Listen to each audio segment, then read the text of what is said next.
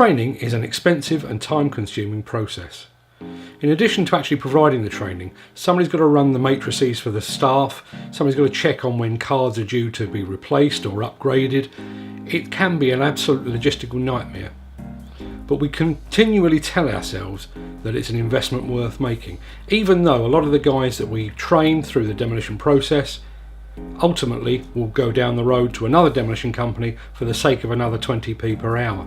According to a new survey by a company called Work Mobile, more than a quarter of the guys that were actually interviewed for the survey suggested that they weren't kept informed of health and safety practices. Almost 2/3, 65% of those surveys, believed that they had never received the company's health and safety policies. 18% of those surveyed claimed that they would have no idea of how to report a hazard should one arise. Only half of the people surveyed in a survey of 2,000 people reckoned that they would know what to do should a hazard arise. And in fact, 18% said that they would have just a vague idea of what to do. Now, of course, I'm not suggesting for one moment that demolition training is wasted. But if those messages, particularly those relating to health and safety and to hazards, are not sinking through, surely it's time for a rethink.